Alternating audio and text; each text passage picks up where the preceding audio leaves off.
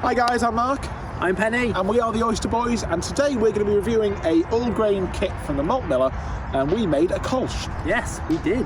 Yeah. Do you want to tell us a little bit about what a Kolsch is? Well, I mean, if you want the full history of Kolsch, or about Brewer, for example, is one of the most popular Kolsches, go back on our old videos. Right here. You're going to put the link up? Can you put the link up? So, I mean, the crux of it is basically they're having a bit of trouble with competition from bottom fermented yeast, the lagers. So they all come together and basically still use the ale yeast, which is what we did, top fermenting, and they sort of they ferment it at a sort of ale-y temperature.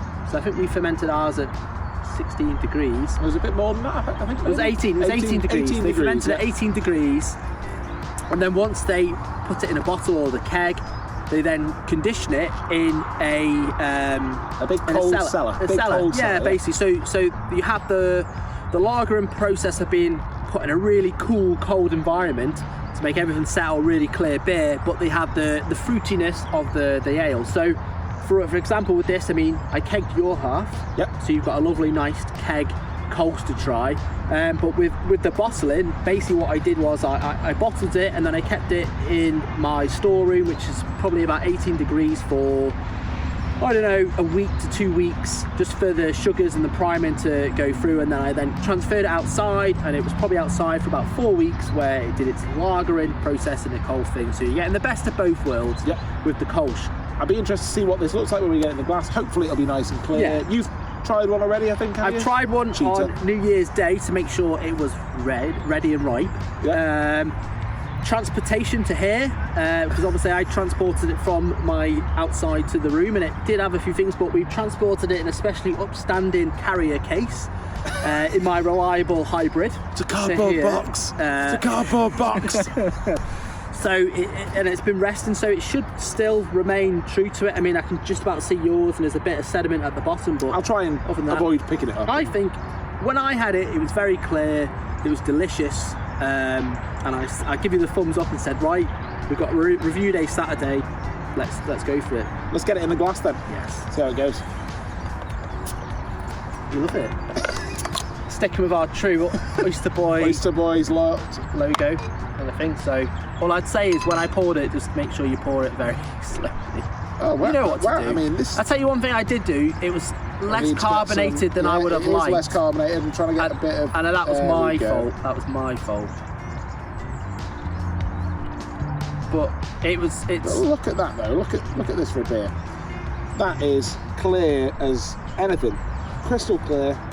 I have you've picked up you've picked up a bit of your yeast cake there, but you don't taste it with your eyes. Well, like I say, it wasn't the recipe of the Malt Miller's fault. I'm just struggling with this Krausen and the gelatine at top, and I scoop it out with my when I've decanted this into the priming vessel, I can scoop this whole Krausen out with my hand. And I could probably make a loaf of bloody bread with it, honestly. So I don't know. I mean, okay, you poured it better than me. I probably went a bit too far. I poured too far. That is beautifully clear. Well, it is clear, and I can say that. A nice tight, pure, brilliant white head on top of it, I think is what you described that as. That's a good looking beer. It is a good looking beer. I would give that an 8.2 on looks. Yeah, and over the my fault. If you'd have poured it better. If I poured it better, over the my fault. The head is, look at that, white, so white. Yeah, 8.1 for me. Yeah, and I mean the thing is, I'm really looking forward to mine because all of mine is in a keg. I've got mine in a corner. Yeah, so you won't have any of this issue. Nope, I'll just be pure crystal clear beer every time. But let's go on to the smell. So there wasn't many hops put on this. Bitter and hops at the start. Hallertau, yeah. Nothing special. It's all coming from the yeast. Yeah, there is a bit of quite a fruity smell. There's no hop aroma. You get that from yeast because obviously with the lager, you get that more Christmas, but from the yeast you get that fruity flavour, English ale sort of thing. So it smells good though. I really like how it smells. It's so cold outside today. My hands are freezing now. We're trying to stay within them as COVID secure as you can. You got a test this morning on the way here? We both were tested. Yeah. And I'm not pregnant. This smells to me absolutely like a. It's more English ale than a lager, Yeah. which it's not a lager. It is technically an ale. Although the Germans mention the fruit, don't say ale or lager. It's top fermented or bottom fermented. Yeah, it definitely smells like a top fermented beer, Yeah. and that's what it is. But the aroma's lovely. It is sweet, bit fruity. Yeah. And It's not knocking me out of the park. But it's not a huge smell, but it's a nice smell. It's a really nice smell. It's a solid 7.5 on the smell. I'm a bit below on you. Maybe it's 6.9. All right. Should we taste it and see how it is? That's the most important bit. Cheers. Cheers.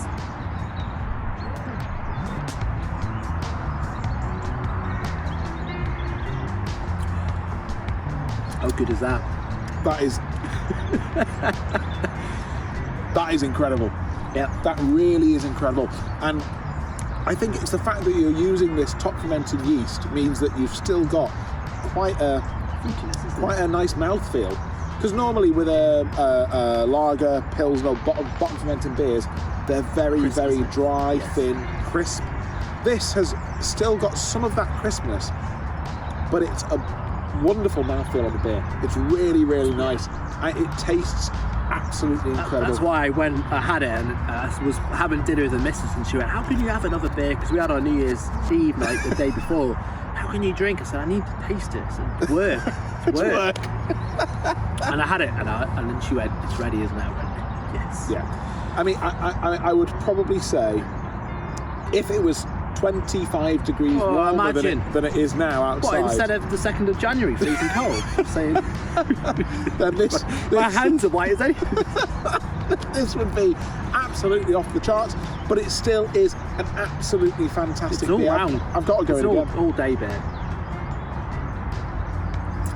What do you think about the carbonation with it being lightly carbonated? I think maybe a bit Do you think more. that helps it, or do you think more? Okay. I think a bit more carbonation would be better, but then again, mine's on draft, so Yours mine is will on be draft, fine. yours Yeah. will be fine. I can just turn the gas up if I want to. That's purely my fault. But to be honest, it's But not. I mean, the We taste, got ahead and the taste of it is out of this world. yeah.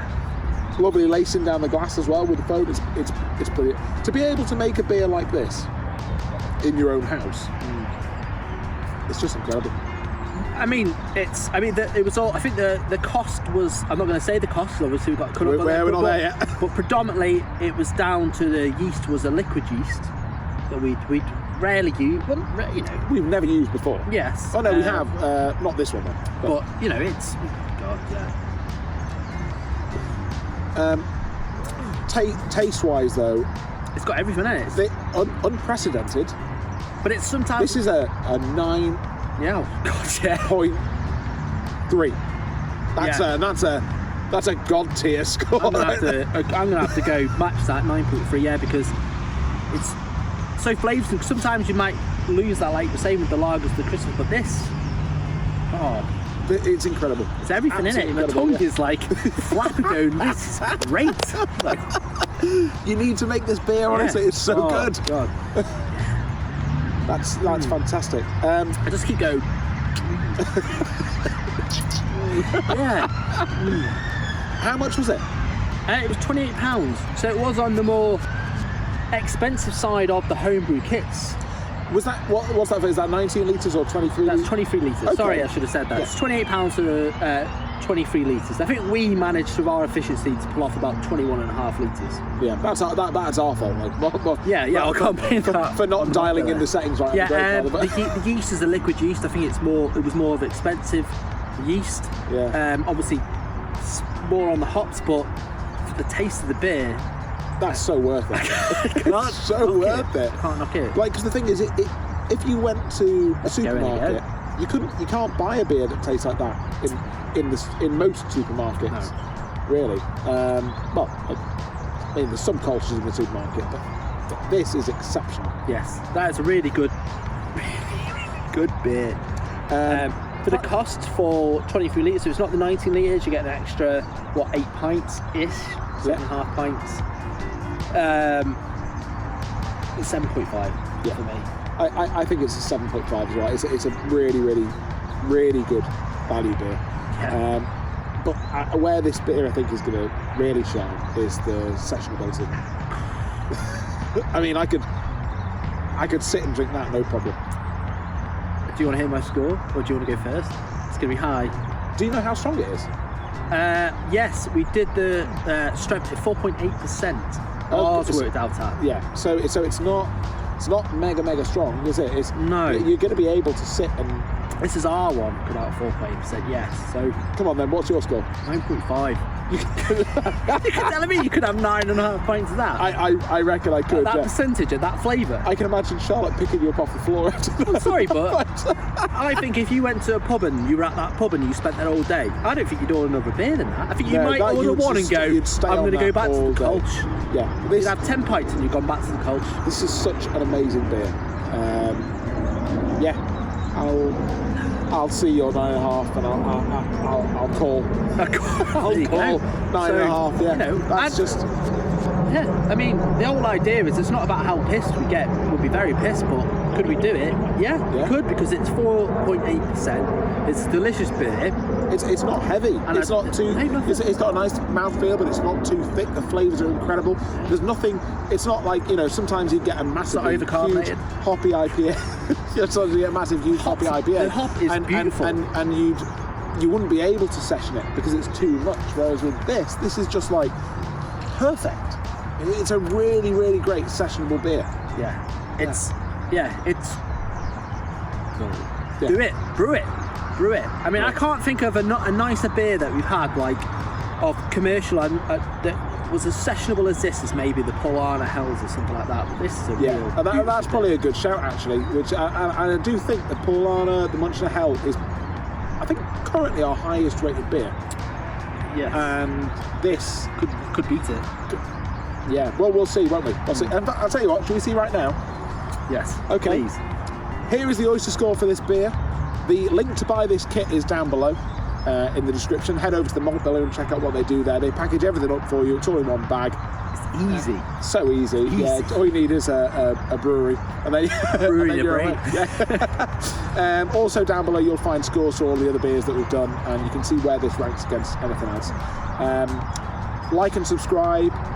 Hit the bell. Get alerts when we do a new video. But for now, that's all from us. So, Oysters out.